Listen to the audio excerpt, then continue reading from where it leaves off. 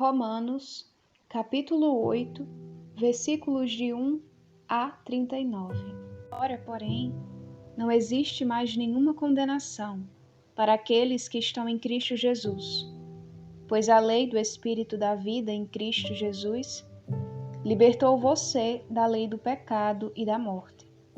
De fato, Deus fez o que a lei não conseguia fazer, por causa da fraqueza da carne, enviando o seu próprio Filho em forma semelhante àquela da carne, do pecado, e em vista do pecado. Deus condenou o pecado na carne, isso para que o mandamento da lei se cumprisse em nós, que não vivemos segundo a carne, mas segundo o Espírito. Pois os que vivem segundo a carne se interessam pelas coisas da carne, enquanto os que vivem segundo o Espírito se interessam pelas coisas que são do Espírito. Ora, o desejo da carne leva para a morte, enquanto o desejo do Espírito leva para a vida e a paz. Isso porque o desejo da carne é inimigo de Deus, já que não se submete à lei de Deus, e nem o poderia fazer, pois os que estão na carne não podem agradar a Deus. Vocês, porém, não estão na carne, mas no Espírito, desde o momento em que o Espírito de Deus mora em vocês. Se alguém não tem o Espírito de Cristo, não pertence a ele. Mas, se Cristo está em vocês, ainda que o corpo esteja morto pelo pecado, o Espírito tem a vida pela justificação.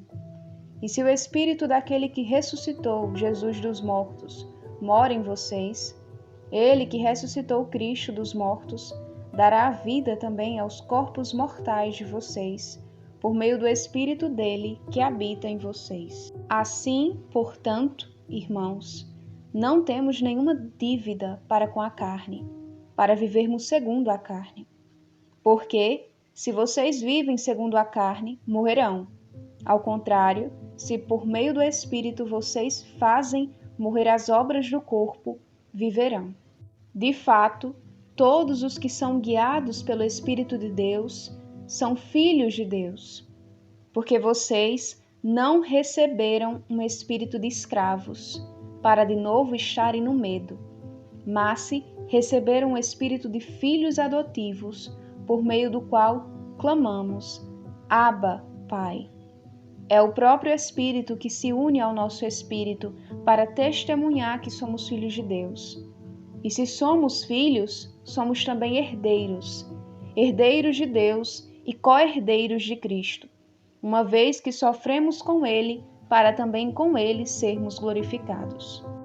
Penso, pois, que os sofrimentos do tempo presente não têm comparação com a glória que deverá revelar-se em nós. Porque a criação espera ansiosamente a revelação dos filhos de Deus. Na verdade, a criação ficou sujeita ao fracasso, não porque quis, mas por vontade daquele que a sujeitou, na esperança de que também ela seja libertada da escravidão, da corrupção, para entrar na liberdade da glória dos filhos de Deus. Pois bem, sabemos que a criação inteira geme e sofre até agora com dores de parto. E não somente ela, mas também nós que temos os primeiros frutos do Espírito.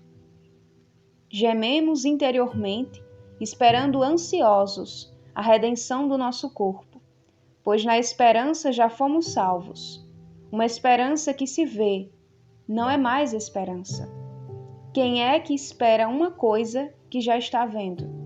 Mas, se esperamos o que não vemos, é na perseverança que ansiosamente o aguardamos. Desse modo, vem o Espírito em socorro de nossa fraqueza, pois nem sabemos o que convém pedir. É o próprio Espírito que intercede com insistência por nós, com gemidos que não se exprimem. E aquele que sonda os corações sabe qual é o desejo do Espírito, pois é de acordo com Deus que o Espírito intercede em favor dos santos. E nós sabemos que tudo contribui para o bem daqueles que amam a Deus, daqueles que são chamados segundo o projeto dele. Pois aqueles que Deus antecipadamente conheceu, a esses também predestinou a terem a mesma imagem do seu Filho, de modo que o Filho seja o primogênito entre muitos irmãos. E aqueles que Deus predestinou também os chamou. E aqueles que ele chamou também os justificou. E aqueles que ele justificou também os glorificou. Então, o que diremos sobre isso? Se Deus é por nós, quem será contra nós? Ele que não poupou seu próprio Filho, mas se o entregou por todos nós, como não nos agraciará em tudo junto com ele? Quem acusará os eleitos de Deus?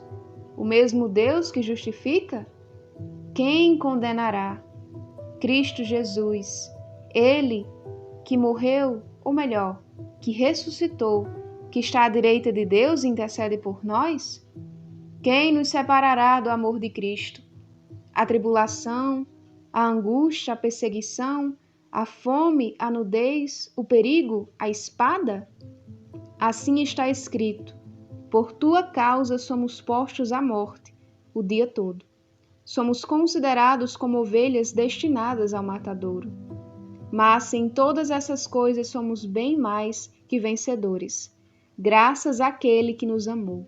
Pois estou convencido de que nem a morte, nem a vida, nem os anjos, nem os principados, nem o presente, nem o futuro, nem os poderes, nem a altura, nem a profundeza, nem qualquer outra criatura poderá separar-nos do amor de Deus, manifestado em Cristo Jesus, nosso Senhor.